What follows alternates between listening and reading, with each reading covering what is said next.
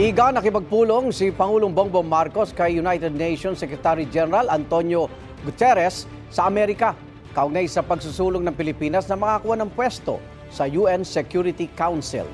Bago yan, binigyan din ng Pangulo sa isang talumpati ang kahalagaan ng mga babae sa pamumuno at pag-unlad ng lipunan. Live mula sa New York City, may unang balita si Joseph Morong. Joseph. Igan, update muna tayo. Inanunsyo ni Palace Press Officer Undersecretary Claire Castro na hihintayin daw muna ni Pangulong Bongbong Marcos ang committee report ng Kongreso tungkol sa pagbibigay sa kanya ng emergency powers para bawasan ng excise tax bago siya maglabas ng certification of urgency para sa mga panukalang batas dito. Ngayong araw ay nagsalita naman ng Pangulo tungkol sa pagbibigay ng pantay na karapatan sa mga kababaihan sa harap ng United Nations. Ang talumpati sa 7th session ng Commission on the Status of Women ay isa sa dalawang talumpati sa United Nations si Pangulong Bongbong Marcos sa kanyang 2 araw na working visit dito sa Amerika. Kasama ng Pangulo sa kanyang pagdating sa UN, si Unang Ginang Lisa Araneta Marcos at iba pang opisyal ng Pilipinas. Jam-pack ang General Assembly Hall. Sabi ng Pangulo, para malaman ang progreso ng isang lipunan, tingnan ang pagtrato nito sa mga babae. We often speak of development in terms of economic growth, infrastructure, technology, or trade. But there is a simpler and more human measure. How are the women doing? If women are educated, safe, able to work, able to lead, able to decide the course of their own lives, then the society is moving forward.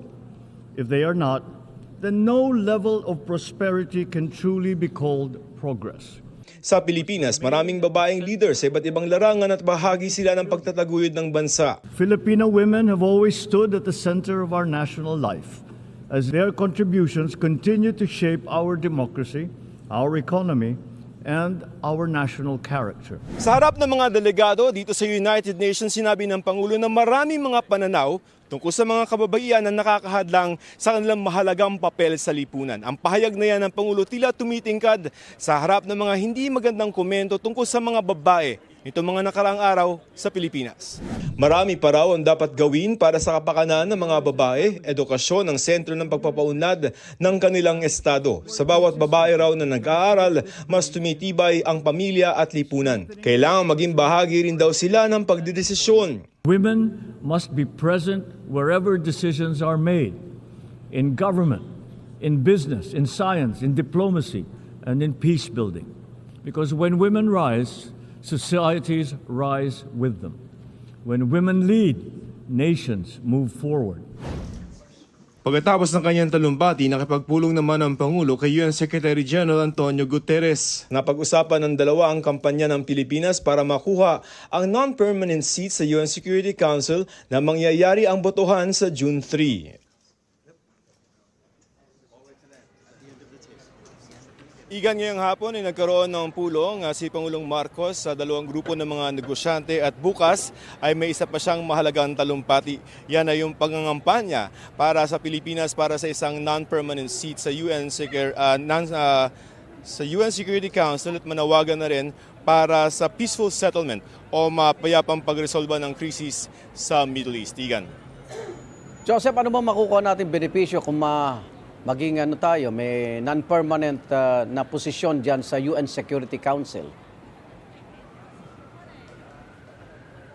Yung Security Council kasi ay mahalaga ang papel sa United Nations.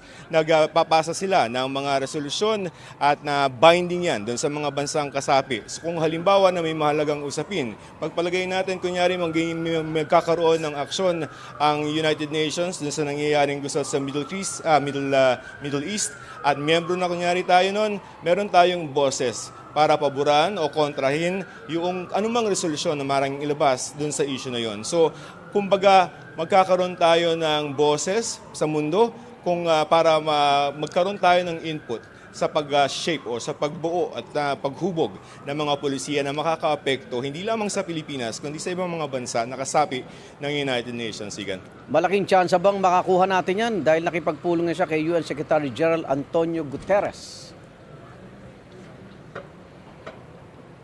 Alam mo, yung ating mga opisyal ng pamahalaan ay medyo coy, no? So medyo niya naman sila na sabihin na malakas yung ating laban. Pero yung pakikipagpulong dito kay UN Secretary General Antonio Guterres ay pagpapakita rin ng suporta ng pinuno ng UN. Sabi nitong ni Yusek Claire, based on the notes dun sa naging meeting, ang sabi ni UN Secretary General Guterres ay kilala daw ang Pilipinas bilang peace builder. So yun yung reputasyon natin going into this vote sa June 3 para doon sa non-permanent seats sa Security Council. So yung kilalang papel natin na maging peace builder o tagapamagitan sa mga bansa na mayroong gulo ay baka makatulong sa ating kampanya. 60 votes, 60 plus votes, 2/3 ng 193 members ng United Nations ang kailangan natin. So malalaman natin yan kung suswertehin tayo sa June 3 na magiging botohan para doon sa non-permanent seat sa Security Council. Ang term naman yan will be 2027 hanggang 2028, Igan. Okay.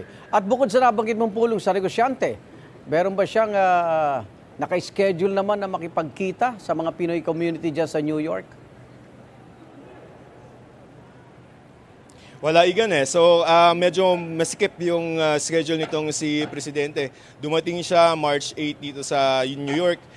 Today, March 9, ay dire-diretso yung kanyang talumpati, tapos meetings with mga business groups. Bukas ay bandang alas 11 mangyayari yung talumpati niya sa UN pa rin.